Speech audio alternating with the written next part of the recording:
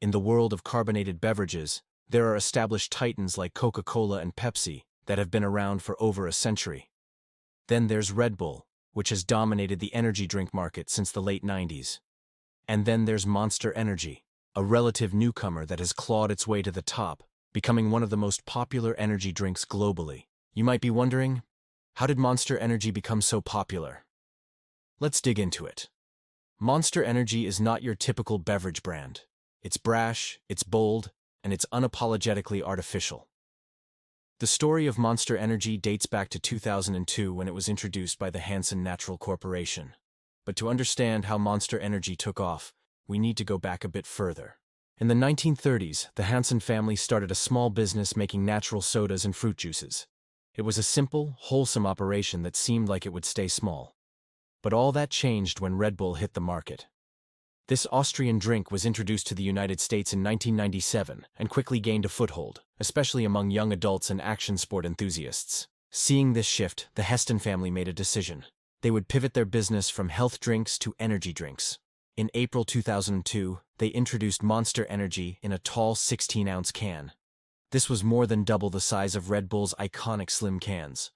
Not only that, but Monster was also priced competitively at $1.29 for a 16-ounce can. At the time, Red Bull was selling for $1.89 for the same size.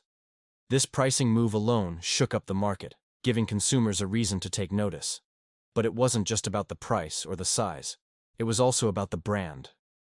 Monster positioned itself as the anti-Red Bull, the rebellious choice for those who wanted something a little more edge. Their logo, the green claw mark M, looked aggressive and memorable. Instead of Formula One, which was Red Bull's main sport, Monster focused on extreme sports like motocross, skateboarding, surfing, and gaming. They also sponsored rock and metal music festivals, further cementing their image as a youth-oriented and counterculture beverage. The strategy worked brilliantly. As of 2007, Monster had overtaken Red Bull to become the #1 energy drink brand in the United States.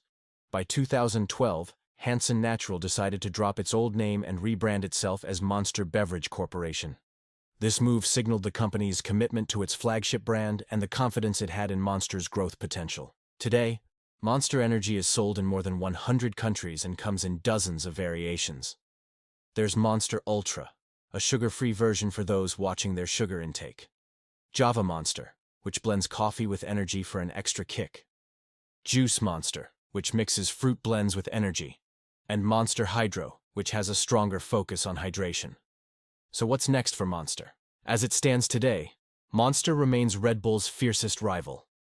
While both brands have their pros and cons, Monster appeals to those who want a bolder, more rebellious brand image, while Red Bull has more of an image of sophistication and high performance.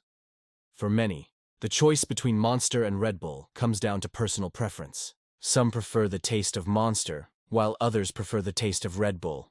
Some prefer the extreme sports image of Monster, while others prefer the high-performance image of Red Bull.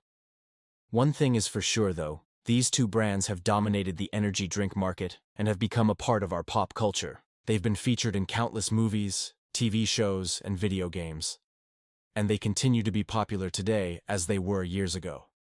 And now you know how Monster Energy went from a small family business to a global powerhouse.